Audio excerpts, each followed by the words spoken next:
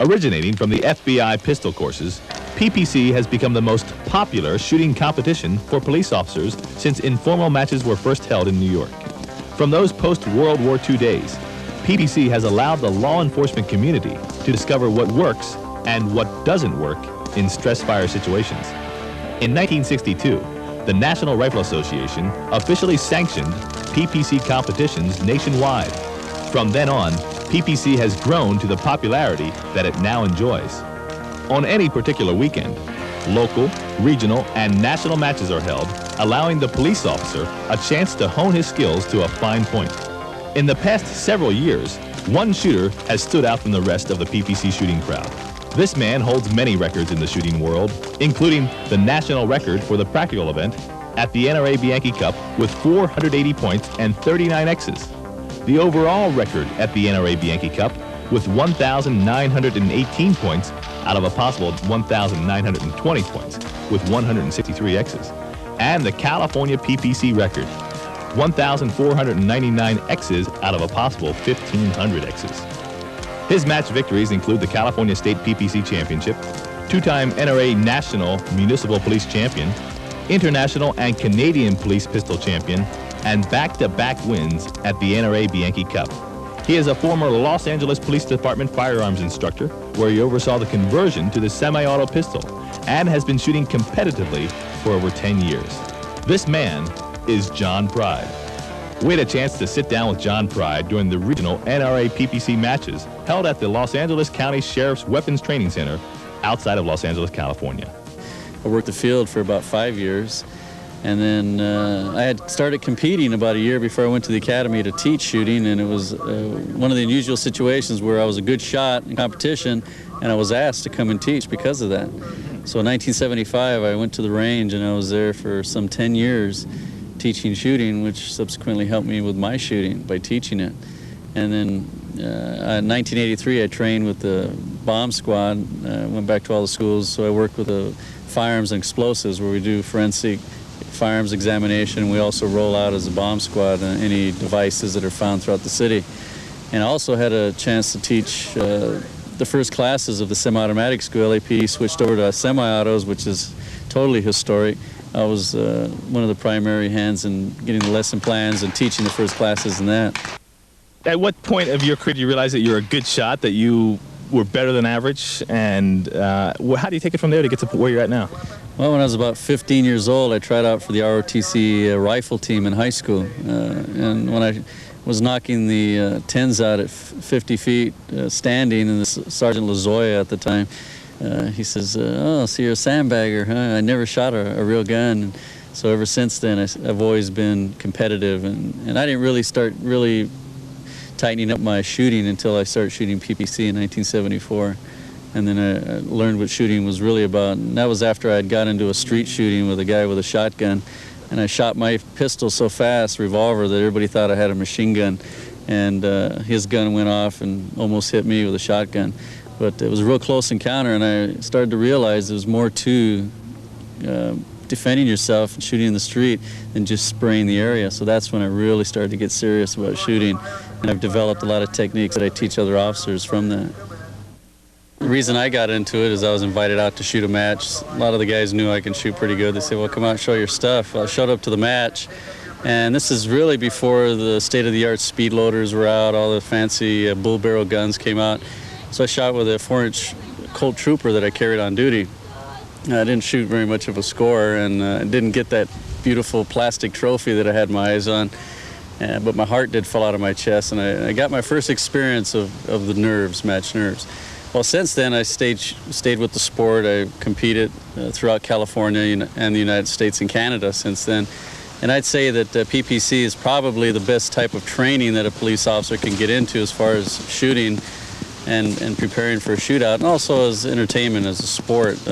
Until recently, this type of shooting has been restricted to police only. In other words, we don't allow civilians to compete because of liability and so on, but little by little, some of the civilians have been sneaking in and shooting too.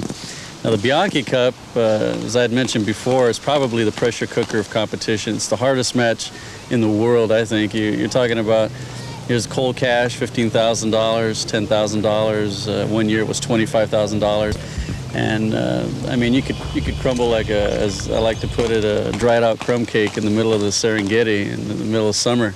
And a PPC match, what are you going for? Basically, trophies, prestige, and also departmental prestige. We represent our departments. There's some 2,000 shooters that compete every year throughout the state of California alone. And so it's kind of a extra departmental competition. So it's kind of good for us because anybody that competes in this is more proficient in the field. The citizens benefit because the officers know their weapon systems a little bit better, and they're less apt to draw because they're nervous and don't feel confident. And also it's a lot of fun. We get out there, and that's probably why at the Bianchi Cup I did so well this year in 1988, is I had about 12 of these matches under my belt going into that match. So I had my precision down, and subsequently I cleaned the practical and was on my way to winning. Equipment needed for this sport. Let's go over it step by step. Let's talk about the gun first of all. Okay. Beginning, as I mentioned, I started out with a very basic stock gun, a Colt, and then later on I switched over to the Smith & Wesson system because of the action jobs and the barrel systems that can be added to it. And we've come up with the state-of-the-art PPC gun. To some people, it looks kind of ridiculous, but in reality, it's a very fine piece of machinery. We shoot 148 grain hollow base wad cutters, which cut real clean holes. We don't use the hardball factory ammo out of these guns as we do with the Distinguished. This particular gun, Bill Davis invented about 3 years ago. It's called the Windmaster. We've been shooting in Des Moines, Iowa for the last 6 years, and the wind blows like crazy, 1 minute from the left to the right. And also, at 50 yards, if you make a mistake as much as a 32nd of an inch error in sight alignment, then you're off a ½ inch to an inch at 50 yards. So what Bill did, he trimmed the bottom of these sight blades here, or the sight system, so that the top of the sight is closer to the center axis of the barrel.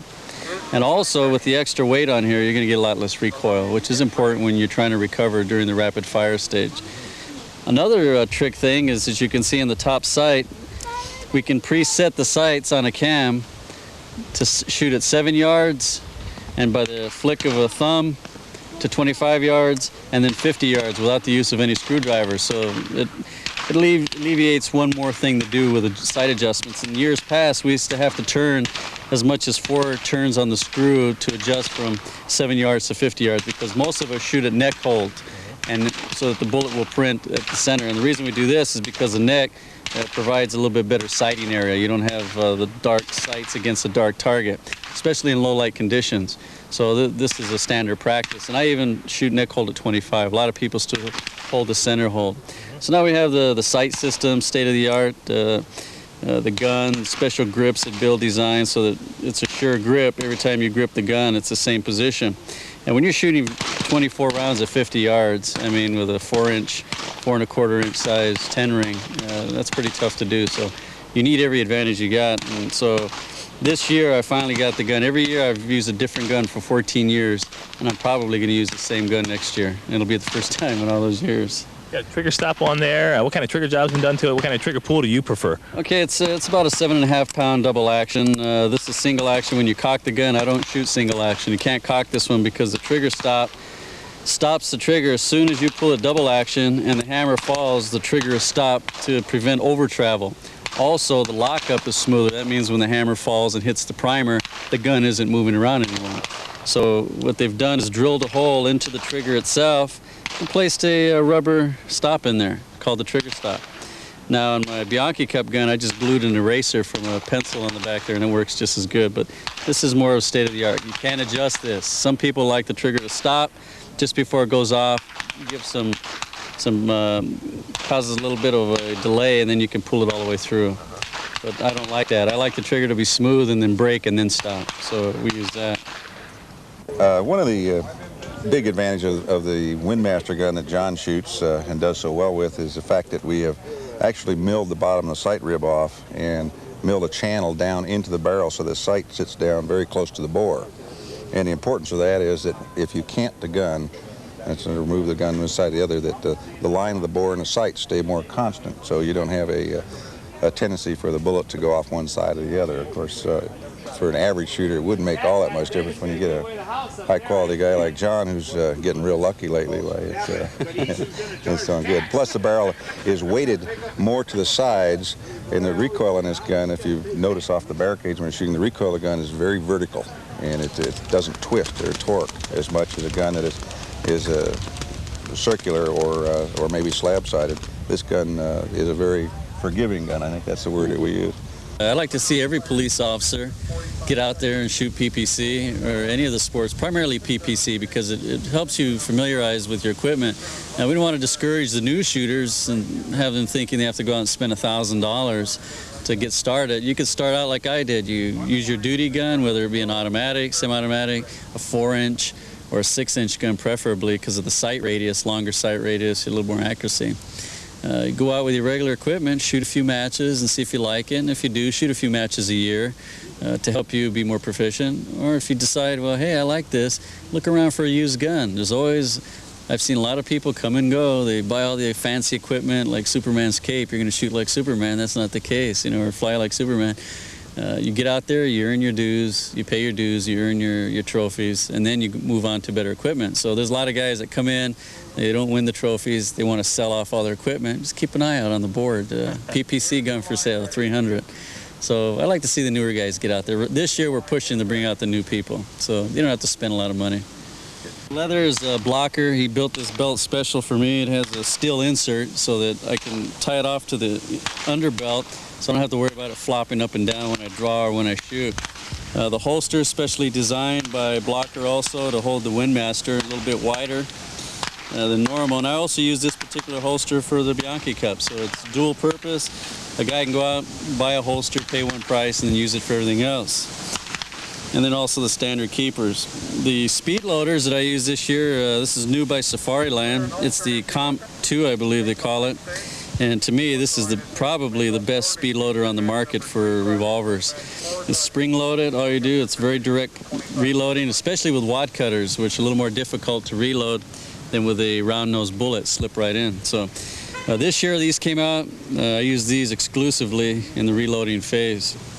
Now the bullets, again, as I'd mentioned, the 148 grain, I use the PMC wad cutter. As you know, I use the PMC most all of my shooting.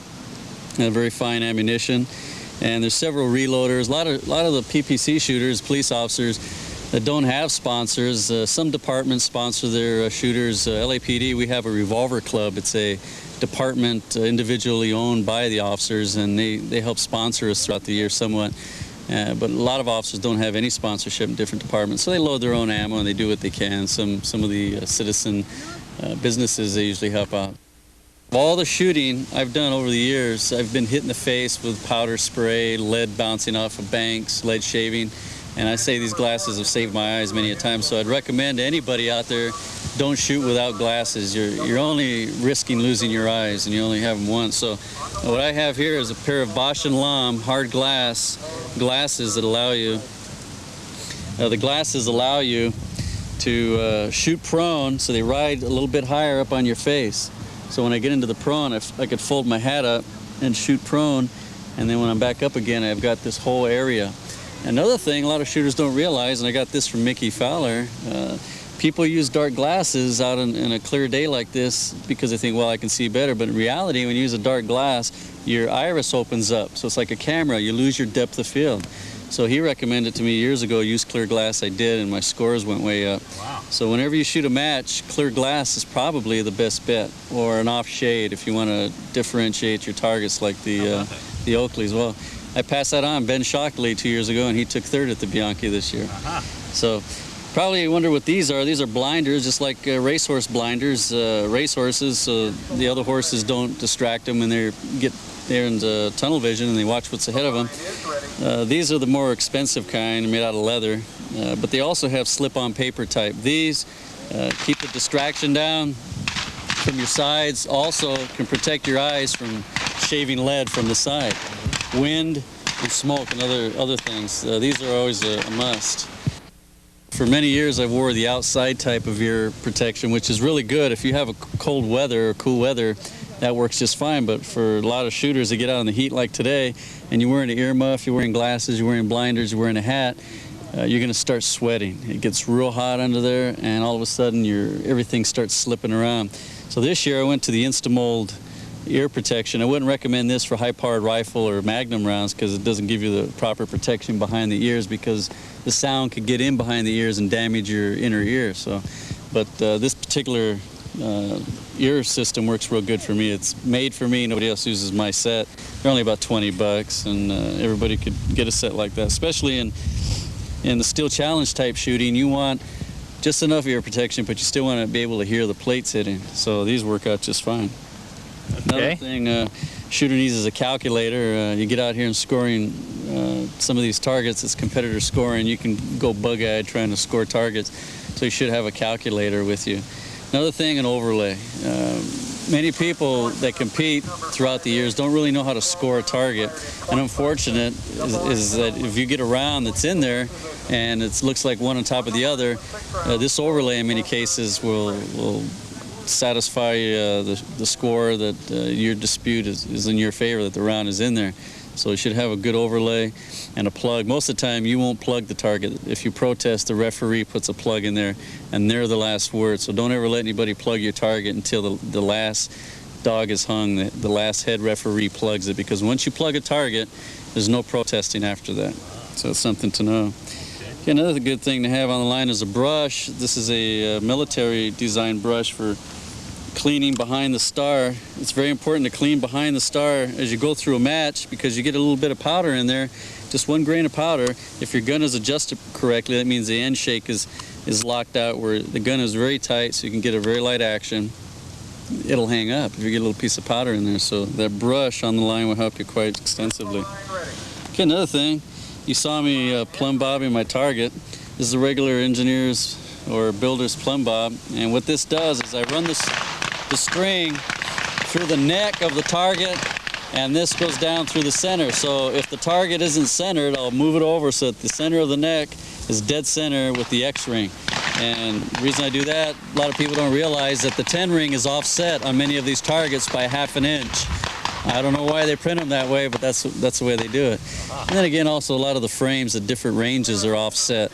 And if you're going to shoot at the neck, you definitely have to be centered from the neck down to the center point. So it doesn't have to be an engineer's plumb bob. You can use a 357, 44, hunk of metal, anything will work just fine. What I'm trying to do is, see, a lot of us aim at the neck, but the bullet hits here, so you want the vertical to be exactly 90 degrees. And the reason you want to do that, for competition, the better sight picture is at the neck, so you have light on both sides. Okay, this is called a lamp. It's a carbide lamp. You put carbide in here. It's the same theory that the miners use in the carbide lamps in their hats. And what we do with these is blacken the sights on your gun so that when you're shooting, the glare won't glare off into your eye, and you get a true sight picture. If you don't blacken them, then you're going to get reflection, and it's going to blend into your target. And, these are very inexpensive, about $4. Each time you shoot, you put some rocks in there, a little water, creates a gas, and then it sits up pretty good. This is a must. You have to have that. They have some spray.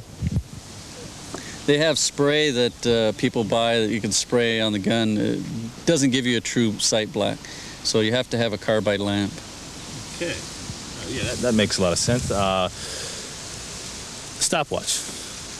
Never saw you wear one of those in another match, but here you had one. It's a big one, and I saw you click it on. It doesn't seem like you're in a big hurry out here. No, that's true. But tell me why and how you use this. Okay, at 25 yards, you have 90 seconds to fire 3 positions: kneeling, left, and right-hand barricade.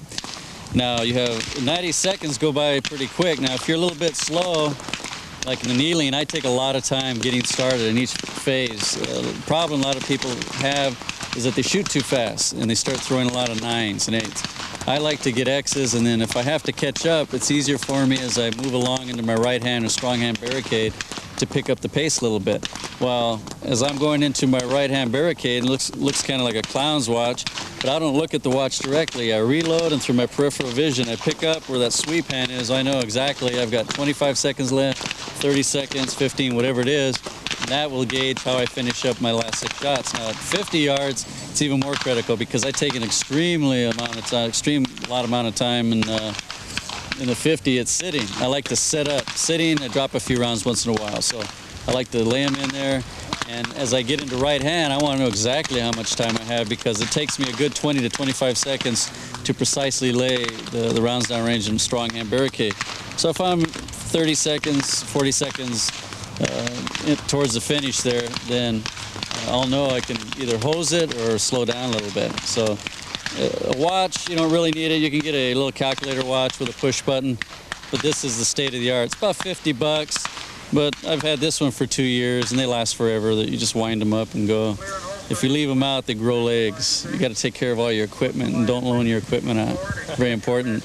Probably while I'm wearing this hat here, and the reason I chose this hat, not only because it's a Smith & Wesson hat, but when I shoot prone, I can fold it up into the Bowery Boys position, I call it. Shoot prone, and then bring it back down when I shoot. Now, the hat is very important, depending on where the light comes in. If the light comes in from your left side or in the front, you have to have a hat. Otherwise, you'll get incorrect lighting off your sights and the reflection into your eyeball. And that can cause deviation of about 3 inches in any direction at 50 yards. And that's the whole name of the game here, is being able to read the wind, read the light, and play with the environment a little bit. Do you find that the color hat or color shirt you wear, should it be a little not white or off-white, but a little darker so that you don't get so much reflection off the sun? Well, not primarily because of reflection on your gun or in your eyes, but temperature.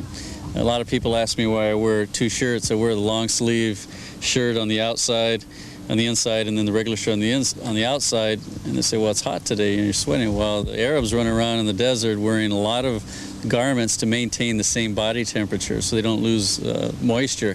On the same token, if you want to keep the same heartbeat here, you don't want your temperature to be going up and down. So by wearing the long sleeves and comfortable clothing, even a sweatshirt in the hot sun, makes a lot of sense. A doctor told this to one of the Secret Service shooters years ago, and he passed that on to me.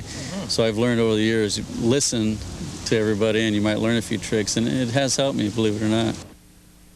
I wear actual fireman boots. I have 2 pairs, one I use at the Firearms and Explosives unit where I work, and these I bought special just for shooting. I found that especially in shooting in the wind and shooting the sitting position, you need something to balance your weight out.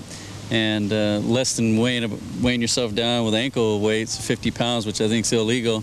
A good heavy set of boots, work boots, field boots, especially the fireman's boots because they have the steel in them. So I think should go out and get a pair that are comfortable and also give you another edge. Every little edge you can get it'll funnel into winning. Let's talk about your techniques of shooting.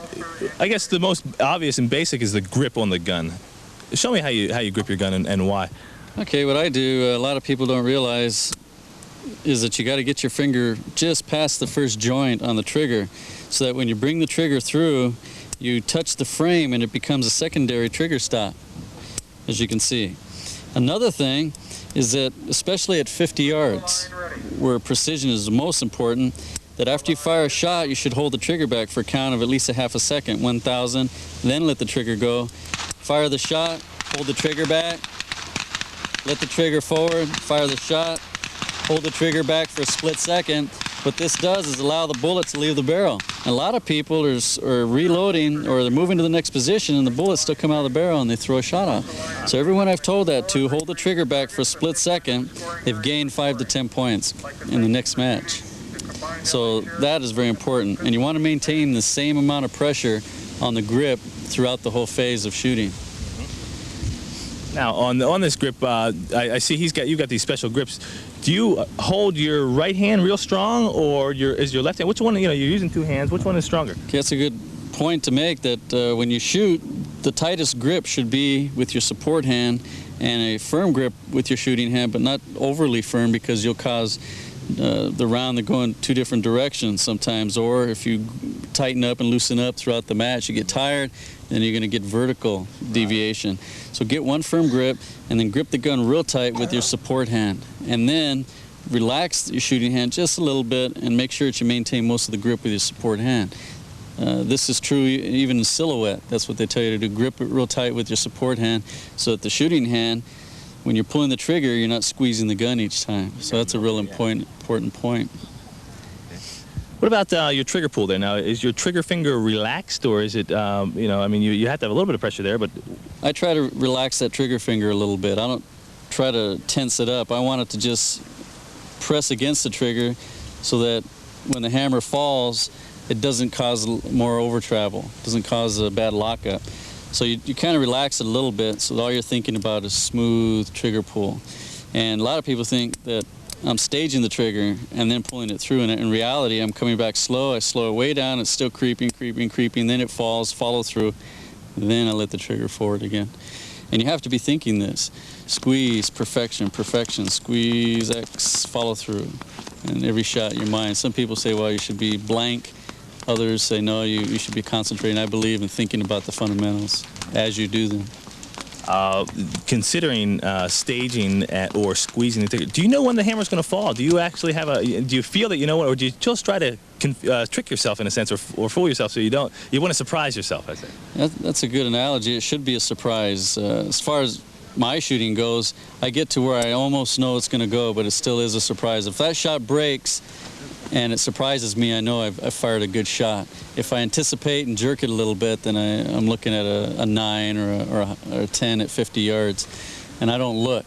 It's a real important thing is as you go into sighting the gun also, your focus should be on the sights. You learn to focus back and forth from the sights to the target, to the sights, and then finally on the sight as clear as a bell, and then squeeze through and follow through. It should all be coordinated, and that's where your practice comes in. So you're focusing on the front sight, obviously. The front sight and the rear sight too, in a sense, but they should be very clear, especially that front sight. If your sights are perfect and you made a slight trigger error, you're going to get a 10, especially if you follow through. Now, if you focus on the target, say you fired the shot, didn't feel that good, and you look, the bullet's still coming out of the barrel, and then boom, you watch that bullet go right into the 9 ring just by doing that. So discipline yourself to check the first couple shots at 50 yards, and then focus it on the sights and don't look anymore. And then as each position comes up, like left hand standing, you might take a look. If it's windy, if it's not windy, you shouldn't look. There's no reason to look. If you have a slight breeze from left to right, then you're going to have to look to see if it's blowing your round over a little bit, and then you're going to have to hold a little Kentucky or crank a couple of clicks in. It's a practice that the Secret Service uses for many years, and that's why they're the champions. They've won the Nationals more than anybody else. Okay, how about the stance? Now, there's several different positions here. One is the standing stance. What would you do there? What are you looking at? Are you an isosceles, or? In this particular type of shooting, I don't think the Weaver stance would apply. I think a good two-hand stance where you're locking your arms out. I like to lock my arms out, grip the gun firmly, and keep them locked. What this does is it transfers the recoil straight back rather than up. If you loosen your elbows and you fire, then your elbows and joints of your wrists are going to bend, and it's going to take more time to recover. And also, it'll cause the bullet impact to change vertically. So if you get a good tight grip, lock your arms, lean slightly forward, especially for that last 6 shots, which I had mentioned out there is probably the hardest 6 shots. If you're clean, everything boils down to the last 6 shots. Just like at the Bianchi Cup on the mover, last 6 shots. So a good two-hand isosceles stance, lock your arms, lock your shoulders and back, and then lean slightly forward.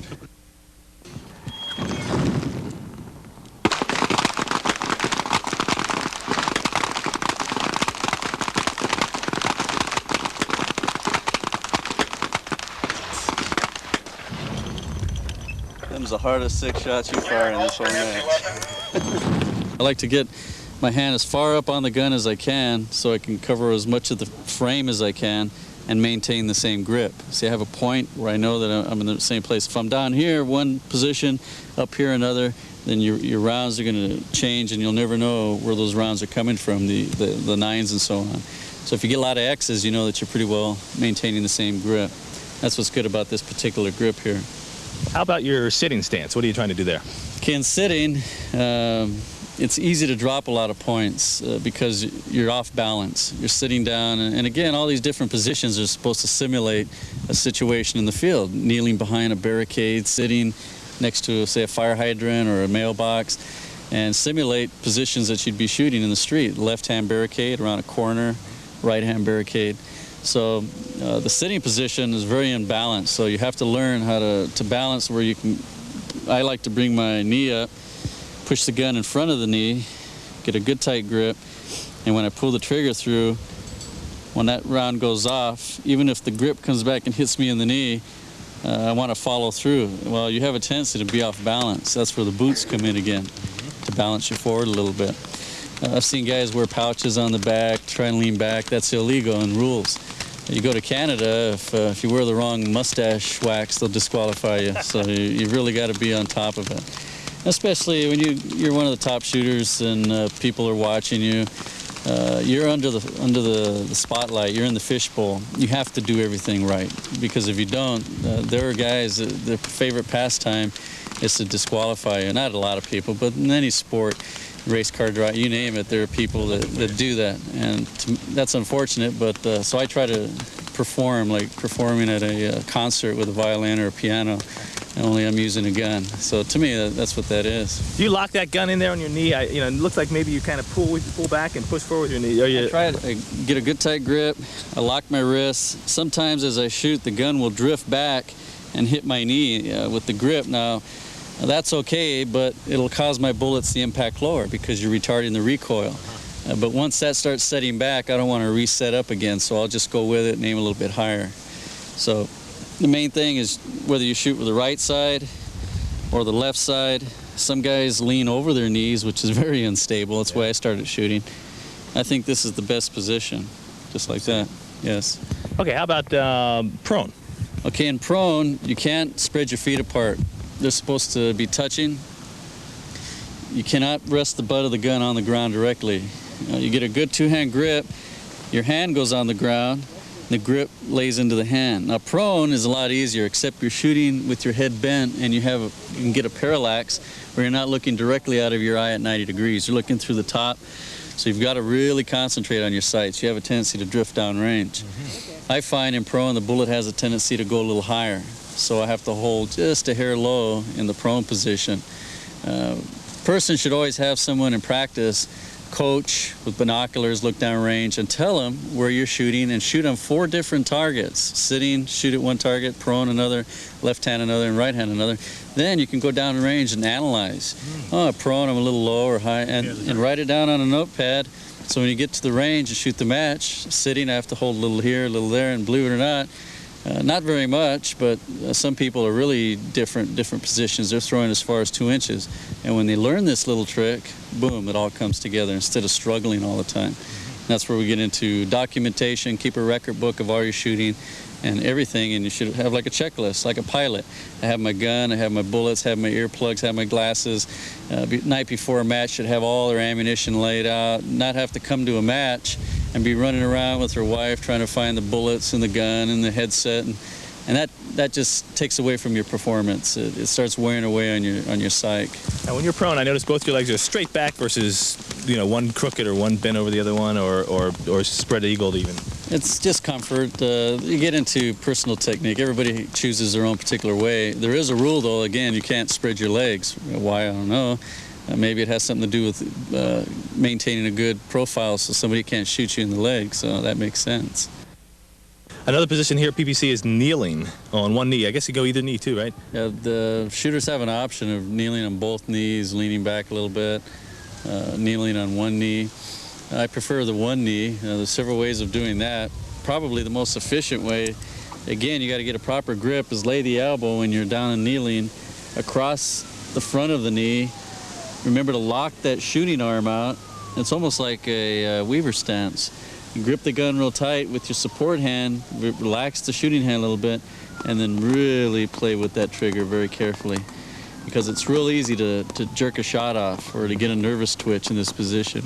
So again, I take most of the time that I use in kneeling or the 25-yard line, I take most of the time in the kneeling. Then as I go into the left-hand barricade, which is a position where you have to shoot with your support hand or your weak hand. Now some guys have to practice that a little bit more.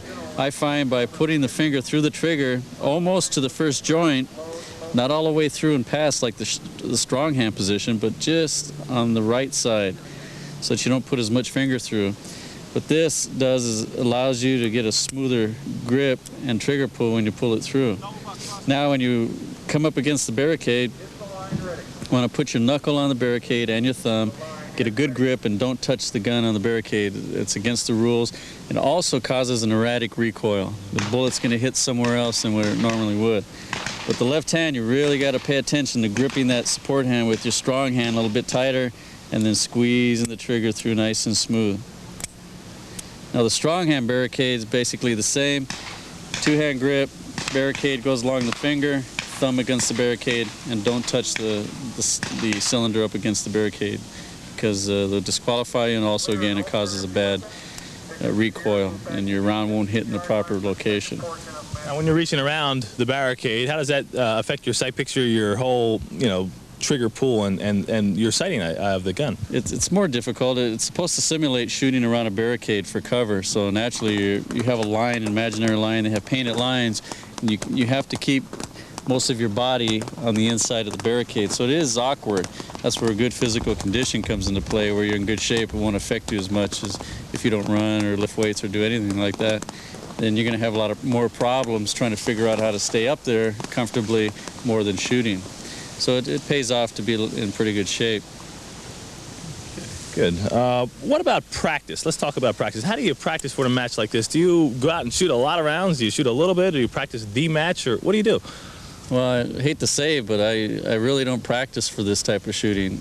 I shoot so much of it, at least one match a month, 2 matches in many cases, and sometimes 3 a month, in addition to the Bianchi Cup practice and the Masters practice. But my recommendations when you're preparing to practice for those that are really trying to hone in on perfecting their performance, write down, keep a logbook on what you're shooting in practice. At home at night, dry fire the phases, go through in your mind, say if you run or if you like to sit at home a while, go through in your mind the sight picture, the 7-yard line, the 10-yard line, the 15-yard line, the 25-yard line, and the 50-yard line. Go through the phases in your mind and dry fire them. Go through the actual dry firing phases so that when you get on the line, you'll picture the gun as empty. Because if you don't register in your subconscious that trigger pull, you end up snapping it, and I'm running out of time, and all these other problems that come up. So dry firing is the best. If you can get out and shoot more matches, the better. But then again, the secondarily good practice is to get out and just practice on the range. Go through the fundamentals. Don't compound mistakes and just shoot to shoot a lot of rounds. Figure out where you're making your mistakes and work on that area. Write it down. You should have a log of each match, each practice, and then you try to hone it and polish it up. And get some coach out there, somebody that hopefully knows what they're talking about, to give you a hand, because sometimes you won't notice what you're doing wrong. I can talk a 590 shooter to a 598 just by talking to him, reminding him, watch your sight, grip the gun, don't look at the target, squeeze the trigger, follow through, don't look at the target, don't look at the... And the guy shoots a 595, 596.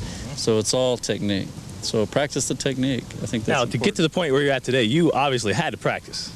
Were you doing the things you just talked about? Did you shoot a lot of ammo, or were you trying to really shoot the match that you're going to go get and get to? Well, for this particular match, I just shot the Olympics yesterday. I shot through that. I drove up to Bakersfield, and then 2 weeks ago I was in Canada and in Monterey, and so I'm shooting a lot of matches. I haven't really practiced, but getting to the point where I am now, I did shoot a lot of practice. I shoot up at the academy. Before I got into Bianchi Cup shooting and everything else, I would get up and practice at least 3 times a week to the range. The hardest thing in the world, of course, is to have a range if you don't have one available, and it's the easiest excuse on all my list of excuses. I don't have a range, or the city buys them ammo. You shoot all day long, you work at the academy. All these things are nice, but in many cases not true. It's up to an individual to decide, I'm going to do well, I'm going to get out there and put some time into it, and get out and shoot. Go to the range at least 2 times, 3 times a week, and the day before a match, don't even shoot. Clean your equipment, get all your equipment settled in so that you get a good night's sleep, rather than just look up and count the holes, especially at the national match. For those of you that have been at the nationals, know what I'm talking about, when the man says, ready on the right, ready on the left, and your chest comes out from excessive heartbeat. That gets into ego, which we'll talk about in mental preparation. You have to think of a match like going out and accomplishing a mission. That's why I thought of the Bianchi Cup, not just a match. it's an important part of your life. Like you're going out to accomplish, say your mission is to go do this. So you have to get all your equipment ready. I have hypnosis tapes. In the past, people laugh. You took hypnosis back about 8 years ago until I started shooting consistently. When I found out what I was doing wrong, I wasn't paying attention to the simplest thing in the world, the fundamentals. So the day before, if you're out shooting, you're just wearing yourself down. Yesterday I had to shoot, I shot a match, but if you have an opportunity, just relax, visualize. My hypnosis tapes I use and I've shared with hundreds of people around the world. They've bought them, but it's a very simple technique. As I had mentioned, just go through in your mind, feel comfortable, see the match, see the people. And when you get here, it's not all of a sudden your hands are sweaty and your mouth is dry, and most everybody's felt that, and then you totally come unglued. Even though you're capable physically of shooting, mentally you just destroy yourself. A guy comes up, starts talking with you and distracting you. You have to follow a plan of action, just as I had mentioned, a mission that you're going to go out and you're going to go for perfection. And it's easy to do. And then the problem with a lot of guys that come, they buy all the equipment, they shoot, they get discouraged, don't win the big trophy, and then they want to quit. Don't be a quitter. Take each step at a time, and if you fail a little bit, then take a look at it, and then be more hungry the next time, be more aggressive. Because let's face it, it's not only a sport. If you're in law enforcement, this is part of your life. If you get in a shootout, you draw on all this experience. You're nervous here, but yet you do well in the shootout. Your life is up for grabs, not a trophy, and you put that parallel into it, and it really means a lot more. So you can blend them together. Say, if I don't do well up here, then I'm not going to make it home tonight. I've got to do it. And you could use anything to pump up. Well, okay, so that will bring us to mental preparation. And I assume that at this stage, the guys who are here today in a regional tournament like this, most of them have probably shot clean in practice at one time or another. Other than the Bianchi Cup, this is probably one of the few matches where it's really tough to clean it, even in practice. The highest I've ever shot in a practice is a 1499, and that was over 15 years ago, and then I shot it in a match. This year I shot a 1499, the new state record. Today I had a 1498. If you can shoot a 98 in practice, 1497, you're doing real well. At this match we had, looked like about 6 people shot over 1495. So it's getting pretty tough. I'd have liked to shoot a little bit higher, but again, this is a hard match to clean, even in practice. It's tough. Yeah, what do you do to keep your head screwed on right, you know, and not let all the distractions and all the excuses that are there, that are available for you, the sun, the wind, the people, the hamburgers were cold. What do you do to really focus in on winning that match? I concentrate primarily on the fundamentals. I don't think about the actual winning. I'm going to go win. I'm going to go out and go for perfection. When you've shot as long as I have and a lot of the shooters have here, and you shoot a 97, 96, and you start complaining about a 1496, and you're at the pinnacle or the apex where some might think, well, now you're going to quit, you've done it all. And to me, that's not true. There's always another challenge. There's always another goal or a brass ring to go for, and it's just for self-improvement. To go for the perfection. In Zen, the act is for the act itself, not for yourself. I'm not a Zen practicer, but I kind of like the philosophy. If you do it for you and your ego, then you're going to fall on your face. But if you do it just for the beauty of cleaning a target or doing well, then you'll always do well. And you have to look at it that way, that you're doing it to show other people you can do it and give them hope. Look at this year. I've shot over 1495 average now. The other guys are starting to do it. Why? Because they realize they're not going to win a match unless they do. So I think I try to feel good, because I get real edgy in the morning, believe it or not. My wife drove out with me. She knows me by now. She just lets me think, and I concentrate, I relax, and try not to get distracted. Up at the Canadian, a walking scoreboard came over and blatantly tried to distract me, but he had already posted a good score. I've got a little something in store for him at the Nationals. Not that I want to get even, but it didn't work. I'm way beyond that, but I couldn't believe that somebody would attempt that, especially somebody of that stature. So you've got to know how to handle that. A guy will come over, oh yeah, I hope the wind blows you off to the range, or oh, how's your gun doing, or it's windy today, and a lot of these things, it could affect you if you let it. You just have to smile, say, sure, but I'm going to go out and do my best. So that's the mental preparation. not the night before totally, but weeks before. Start seeing yourself at the match, like at the Bianchi Cup or the Nationals, or just a local match. You have to take it seriously and write down the list, the checklist of all your equipment, the mental aspects, the grip, the sights, remembering to change your sights at each position. People forget and they put 10 rounds down into the belly and they forget. So, I mean, there's about 150 things to remember. So most of it has to be subconscious, so you can program in your mind ahead of time. I will grip the gun, I will see the sight clear, I will follow through, and then as you go to sleep at night, say, I'm going to feel good tomorrow, I'm going to be relaxed. And it sounds silly, but believe it or not, your subconscious picks it up, and the moment you wake up in the morning, today is going to be a beautiful day. At the count of 5, I'm going to be wide awake. You may still be laying in bed and not get up right away, but it's just conditioning. You program the subconscious, which controls your involuntary physical functions, the heartbeat, the breathing, the blood flow. I mean, we don't stay up all night, hey, heartbeat, okay, breathe, okay, brain, replace all the dead cells. You don't do all those things, but it could also assist when you get out to the match. Instead of, oh my God, this is the big match. Oh, I have to win. Oh, my friends think I'm going to win, or I need to win that trophy. All these things are horrible to ruin you. So instead, you're out concentrating on the actual process rather than the outcome, the plastic trophy or the gun or the $15,000. I mean, you know, what's the difference? You really seem to enjoy PPC, and I know you enjoy shooting. Talk to me in a nutshell. What's it take to become good? What's it take to master the sport? What's it take to win? I think I've been very fortunate over the years. The cards, I'm probably the best I've ever been. At one point, a couple years ago, I thought that I was better when I was younger. And there's one thing about shooting, no matter how old you are, which proves I'm 40. You met one of my colleagues, Dwayne Otis. He's 50 and he doesn't look it. And he's been shooting for 28 years. I think it takes a lot of faith in your ability to shoot. You have to have support from other people, your family, of course, and also you have to enjoy it. I enjoy it, the people, the sting of battle, the competition, and then even if you don't win, then you look forward to winning the next match.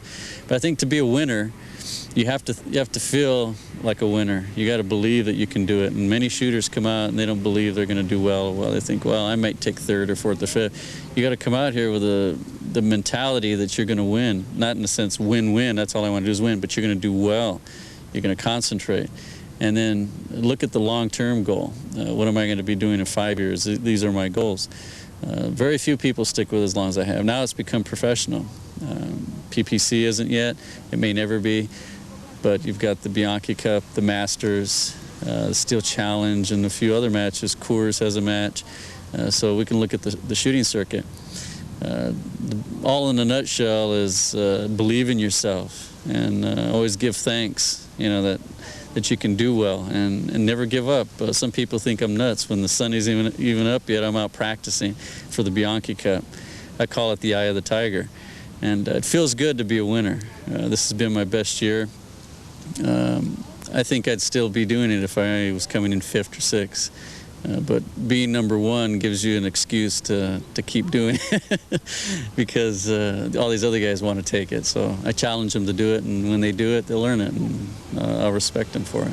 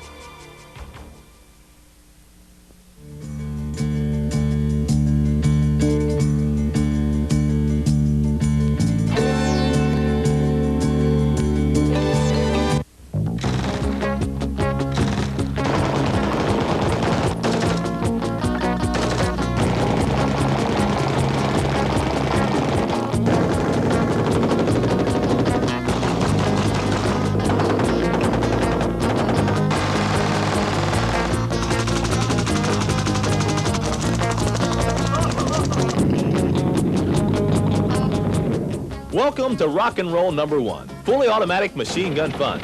In this program, we'll look at automatic weapons from around the world, including the Beretta P12S from Italy, the Colt M16 from the United States, from Israel, the Uzi 9mm, the Russian AK-47, the Ingram MAC-10. It's all here, plus lots more, so sit back and get ready to rock and roll.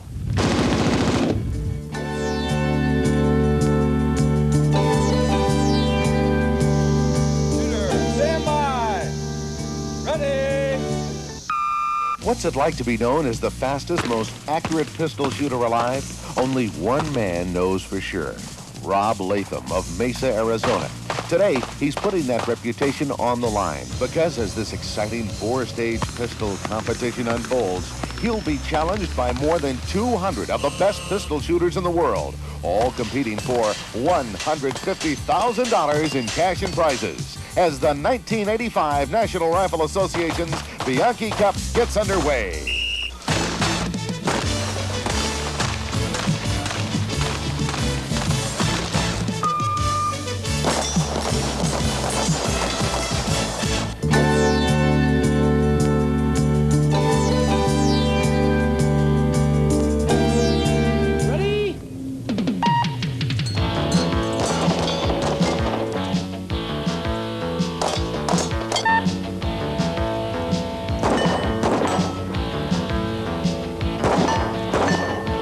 We have 5 events. It's all on steel targets. Each course is different from the next. Every shooter shoots a total of 5 courses of fire, or 5 stages, and they throw out their worst event. Again, we're trying to promote speed. We want to get that, let it all hang out type of an atmosphere. And this way, if you have a disaster run, a gun malfunction, or the shooter just simply doesn't do well one time, that's out of his hair and he can keep on pushing for a better score. That's Mike Fitchman, who along with Mike Dalton developed the course of fire you're about to see. Described in 2 words, it's speed and steel. Because today, more than 250 of the world's fastest and most accurate pistol shooters compete against the clock and themselves as the 1984 Steel Challenge World Speed Shooting Championship gets underway.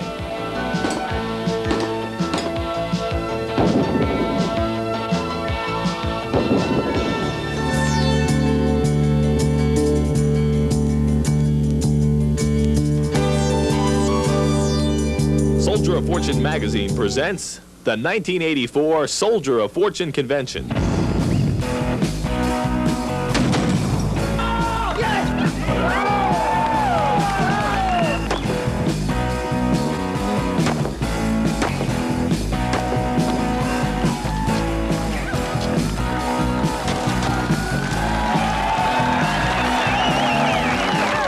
In this videotape, we'll take you rappelling down the side of a 14-story building, racing through the desert on the Warrior fast attack vehicle. And here's something new and different this year, pugil stick competitions. Plus, you'll see all phases of the Soldier of Fortune 3-gun combat match with pistol, rifle, and shotgun. The latest weapons demonstrated by the manufacturers themselves. New products at the Military Arms and Collectors Show. Speakers including Soldier of Fortune magazine publisher Robert K. Brown, Major General J.K. Singlaub, and Afghan freedom fighter Hassan Galandi. And of course, more of what's made the Soldier of Fortune convention what it is today.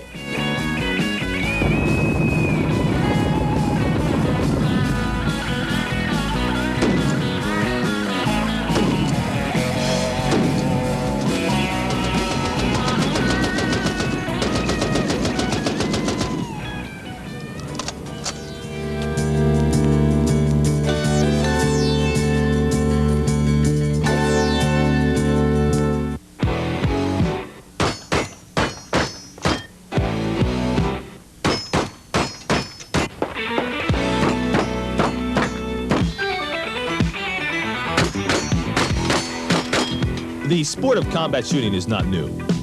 While the Southwest Pistol League is generally credited with starting the competition aspect of combat shooting, the roots stretch back to the training of Union soldiers during the Civil War. The military has been utilizing combat methods since the introduction of the 1855 rifle musket, the first military rifle with precision sights. military training consisted of both rifle and handgun practice. And although law enforcement agencies such as the FBI have been using the shotgun in training and on duty, combat shotgun competitions have only been introduced in the last decade. The popularity of such events, such as the Steel Challenge, which has its own separate shotgun match, has brought the shotgun into mainstream combat shooting. One of the consistent top contenders in the shooting sports is John Shaw. Shaw has won more major tournaments and finished consistently higher than any other combat shooter in the world. His victories include the 1980 and 1981 IPSC National Championships, gold medals in the International IPSC Championships, and 5 consecutive Soldier of Fortune Shotgun Championships. His speed and accuracy have earned him the title of the fastest shotgun in the world. When not competing and not practicing, he also teaches combat shooting to law enforcement personnel, military personnel, and civilians at his own Mid-South Institute of Self-Defense Shooting, MISS, which he founded in 1982. He has also written 2 books on shooting, Shoot to Win and You Can't Miss. John Shaw recently conducted a shotgun seminar at the 1986 Steel Challenge. Here are the highlights of that seminar.